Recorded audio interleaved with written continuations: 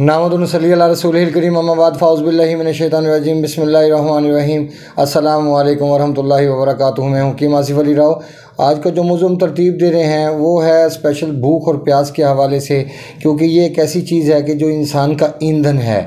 जैसे गाड़ी का ईंधन होता है, इसी तरह इंसान का भी ईंधन है, और ये दो सूरतों में होता है, भूख और प्यास की सूरत में। नए आने वाले दोस्तों से गुजारिश है कि चैनल को सब्सक्राइब करें, बेल आइकन को प्रेस करें, कमेंट सेक्शन में अपनी राय से ज़रूर आगाह करें। याद रखें कि भूख की हकीकत हमें तब ज़रूरत पड़ती है कि जब हमारे जिस्म के अंदर इम्यून सिस्टम वीक होना शुरू हो जाए, यानी हमारे जिस्म के अंदर चलने फिरने की वजह से, काम करने की वजह से जो तबीयत मदबरा है वो जिस्म के अंदर तवानाई को कमी को पूरा करने के लिए आपसे खुराक डिमांड करना शुरू कर दे। क्योंकि हमें भूख तब लगती है, प्यास तब लगती है जब हमारे जिस्म में उसकी कमी वाक़या होती है, और उसकी कमी तब वाक़या होती है जब वो वेस्ट होती है और उसको पूरा करने के लिए बदल मा तहलील के तौर पर खुराक मांगी जाती है, जो कि इंसान खाने पीने के हवाले से चीज़ें जिस्म में दाखिल करता है, उसको मुहैया करता है। अब इसमें बहुत सारी चीज़ें हैं कि वो फिर अलग उसका एक बहस बन जाएगी कि उनको इस्तेमाल कैसे किया जाए। असल में तो भूख और प्यास की बात है कि जब इसके इस्तेमाल की ज़रूरत हो उसको इस्तेमाल किया जाए, वरना उसको खाने को बेजा इस्तेमाल ना किया जाए। याद रखें कि भूख का ताल्लुक़ इंसान के जिस्म में उज़लात के साथ है और सौदा के साथ है।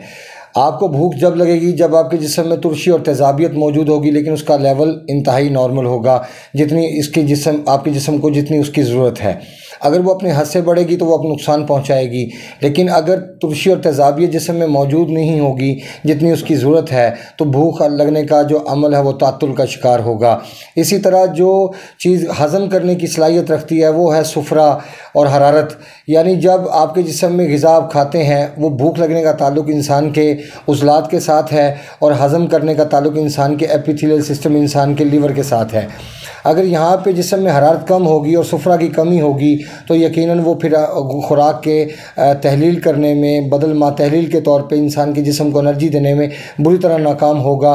उसकी वजह कि खुराक तभी जुज़्व बदन बनेगी कि जब उस जिस्म के अंदर सुफ़रा मौजूद होगा, और पित्ता अपने अंदर की रतूबात को गिराने के बाद वो कैलूस और कैमूस को अलग करके और उसको फिर जिगर के पास भेजता है। उसके बाद फिर वो खून की सूरत में हमारे सामने आना शुरू होता है, क्योंकि जो हमारी तिल्ली है इसका ताल्लुक़ भी, चूँकि बड़ा गुद्दत है और ये बाईं तरफ हमारे जो जिगर का सिस्टम है, जिगर के बाईं तरफ पसली के नीचे मौजूद है, और ये सबसे बड़ा गुद्दत है जिगर के बाद, कि जो इंसान के जिस्म में रेड सेल्स के लिए अल्लाह पाक ने दिया है। अगर ये इसके अंदर भी अगर प्रॉब्लम वाक़या होगी तब भी ऐसा होगा कि भूख के अंदर प्रॉब्लम वाक़या होगी और वो नुकसान का बायस होगी। अगर भूख और प्यास की अगर हकीकत को समझें तो ये सिर्फ़ उसी सूरत में हमारे लिए फ़ायदेमंद साबित होती है कि जब हमें खाने की ज़रूरत हो।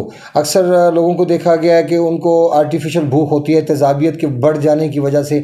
याद रखिए, जब तेज़ाबियत अपनी हद से ज़्यादा बढ़ जाती है तो इंसान अगर एक टाइम में खाना खाता है तो खाना खाने के 2 घंटे के बाद फिर उसको भूख लगना शुरू हो जाती है, जो कि एक बीमारी का इंडिकेटर है कि ये इंसान बीमार हो रहा है और ये इंसान सेहत की हालत में नहीं है। क्योंकि अगर एक टाइम में हम खाना खा लेते हैं तो बदल माल तहलील के तौर पे जैसे ही हमारे जिस्म की एनर्जी पूरी होती है तो हमारे जिस्म को पुरसुकून हो जाना चाहिए, और पुरसुकून होने का मतलब ये है कि 8 घंटे के लिए कम से कम खुराक जिस्म को मुहैया होनी चाहिए, कि अगर एक टाइम आपने खा ली तो 8 घंटे वो आपके जिस्म में बदल मा तहलील के तौर पर वो आपको एनर्जी दे, और जब उसके असरात ख़त्म होने शुरू हों या जिस्म का हिस्सा बन जाए तो फिर अगली खुराक आपके जिस्म में दाखिल होनी चाहिए।